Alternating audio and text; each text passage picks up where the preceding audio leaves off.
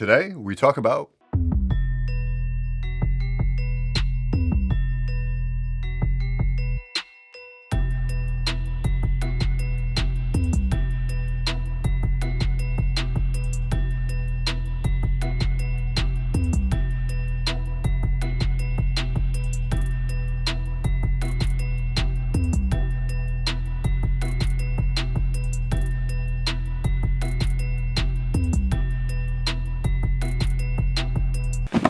the entire Nike Acronym line. So since 2015, Acronym has dropped 4 different Nike shoes, and we're going to go through each of them right here, right now. So for just a brief little history of Acronym itself, it was founded in 1994 as a design consultant company, and they didn't debut their first collection until 2002. Funny enough though, that's the same year that one of the designs they worked on for Burton, since they did a lot of early snowboarding work, was recognized by Time magazine as one of the coolest inventions of 2002. The name of the jacket was the Analog MD Clone Jacket, and it gave snowboarders the ability to have a functional coat for controlling their music without unzipping.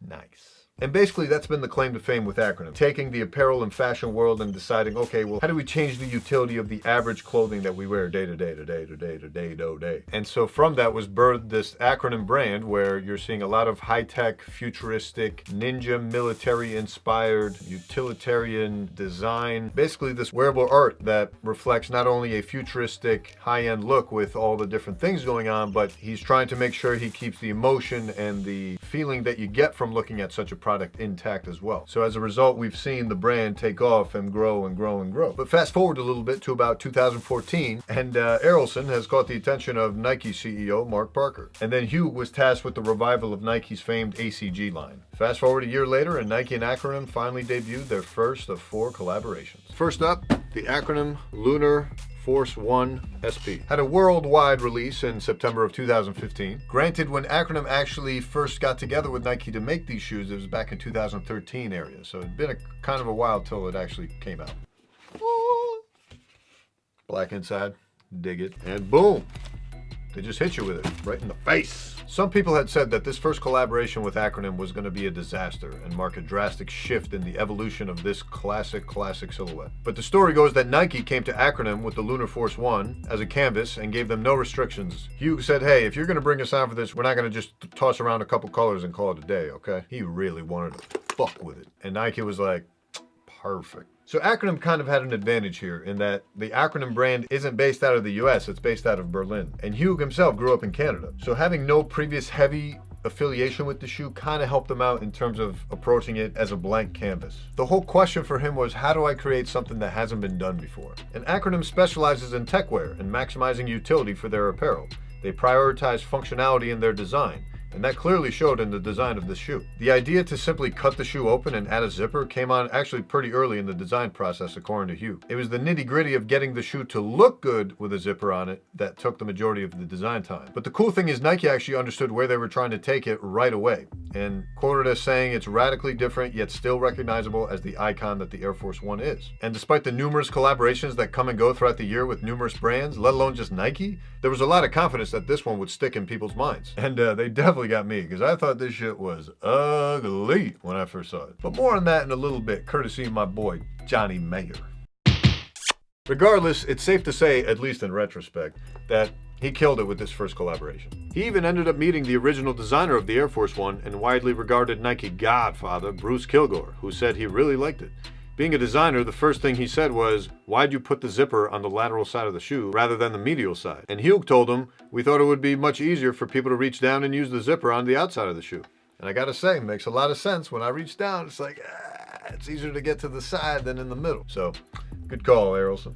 But yeah, I mean, the shoe itself just looks insane. You can kind of make out the Nike Air subtly on the back there. Yeah, the other lovely thing about this is German veneering, not engineering, but veneering. Very clever.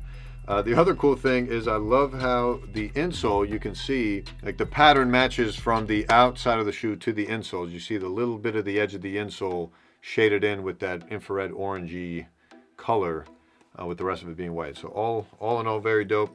Never owned a Lunar Force before, but there you go. You see obviously the different soles, still chunky like a classic Air Force 1, but got that Lunar, and then bop, This pair did indeed come with black and red laces, but I would imagine the white laces really win and just finish the look here. You don't want, because the only alternative I could think of for this would be the red. I think the red would really pop on this bitch. But I feel like that's more of a vibe for the shoe once you've dirtied it up, mucked it up and everything. Now again, a lot of people were not a fan of the shoe when it first dropped. And you can't blame them. Like I said, I was one of them. And in all honesty, it wasn't until this latest collaboration with Acronym that I decided, you know what, let me go back in the archives and give these things another shot. Maybe they really are all that. So I did, and I looked back and I took another look at the Lunar Force ones, and all of a sudden it all started to click. You know, as I put together, you know, I've made multiple videos on Acronym before, and the more you re-examine something, eventually the truth comes out. So it did in this case, and I'm a fan. And I'm not kidding here. Every time I look at those shoes, I become a bigger and bigger fan of them. So it's the truth. It's the truth. And it would be a lie if I said John Mayer didn't influence my decision just a little bit when I dug back and remembered that he actually did post a similar photo with a different colorway, but one of those initial drops of those shoes. So you could tell he was been a fan since way back. Now, after the initial drop, Errolson did come out and say, we can't say too much, but this is just a warm-up. And oh, was it? That brings us to sneaker number 2. Now, I've discussed this one at length multiple times on this channel, but let's pull them out again, shall we?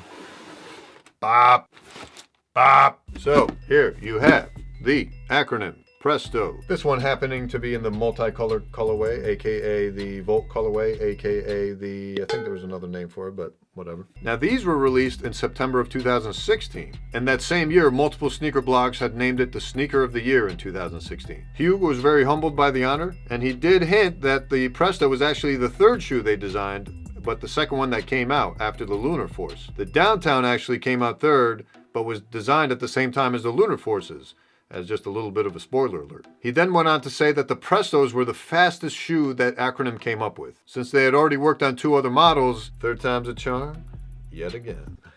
So bottom line was they were really happy with how these turned out, but they did not expect it to blow up the way they did. But you can just tell by looking at this thing how technically advanced this thing looks. This definitely looks like a shoe for the year 3000, okay? And the Acronym add-ons are simply incredible. First off, the button in the back, you can open up, and then the double zipper liners on the sides there. I think that's super awesome. And then you just zip them right up, and they come right up. The technical materials throughout the shoe, the waterproof zipper and collar construction. Apparently this is waterproof, I wouldn't know. An added button for no reason, like what? I mean, I shouldn't say no reason, I'm simply not the designer, but I'm sure they had some utility there. I would imagine to allow it from dragging on the ground, so you get a little button there to latch onto. But you can unhinge that and then just yank up. And yeah, this multicolor one really caught my eye. I'm a big fan of loud sneakers like this, and multiple blogs also mentioned that this was the runaway winner for a lot of them. But I feel like that sort of shifted once the shoes actually came out and people actually had them in hand. I feel like a lot of people gravitated to the olive, or not the olive.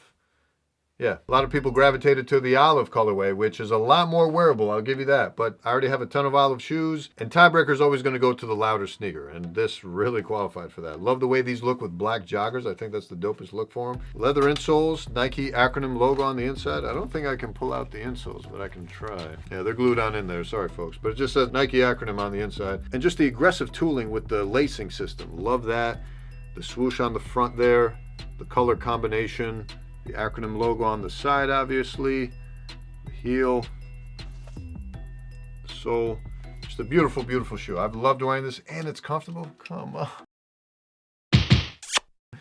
But anyway, that was the Presto in 2016. Shall we move on to the next one? The Acronym Air Force One Downtown High SP. Look at the big of the box. Brat bop. So yeah, this is a big box. You got the Acronym logo on the side. Obviously, open it up, bloop, voila. Oh, it's on.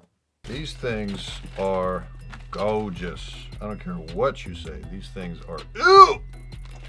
And another thing that kind of went under the radar for a little bit, but let's break it down. So why don't I read you this beautiful description by Sneaker Bar Detroit. Inspired by utilitarian design and the latest textile innovation, Acronym founder Errolson Hugh instills the Nike Air Force One Downtown with futuristic function.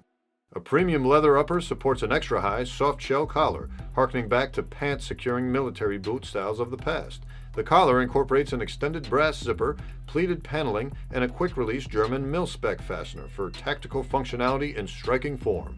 Acronym replaced the traditional Velcro with a quick-release fastener, originally created for the German military. The iconic midsole houses a classic Nike Air heel unit, keeping this futuristic silhouette rooted in Air Force One history. Now, obviously, we've come to appreciate Acronym for its technical advancement and futuristic vibes and all that ish. But with that said, this shoe was so advanced that it came with a construction manual. Of course, I got gypped because I don't see one in my pair, but itty woodity. The ultra high top comes with a lateral zipped closure, ankle strap, and graphic hit on the heel showing the Acronym logo. The model incorporates an extra high soft shell collar which is supported by premium leather as an homage to past styles of pant securing military boots. In keeping with the label's militaristic naming conventions, each of the 3 colorways are assigned a numeric code. This one specifically is the DAF1-001. Now, the reason I chose this colorway over any of the other colorways is because, to be honest with you, the other colorways actually work remarkably well, especially if you're trying to get away from the whole vibe of a big Nike swoosh or, you know, an in-your-face, obvious Nike branded shoe. That's not classic for Nike in terms of this being a boot. But to be honest with you, I already have the Adidas Y3 No-See 0003. And to me, the other 2 colorways of this shoe very much resembled this shoe, at least to me. Obviously, they're very different shoes, but it is what it is.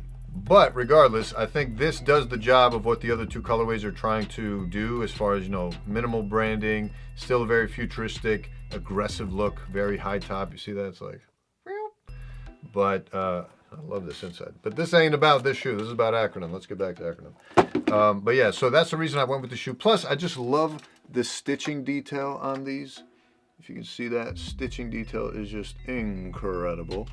The strap, incredible. We'll be talking about that a little bit more. And just the quality of the leather on this thing is insane. I'm sure the others are very similar, but the overall look and then the olive laces on there, I think that's just super fly.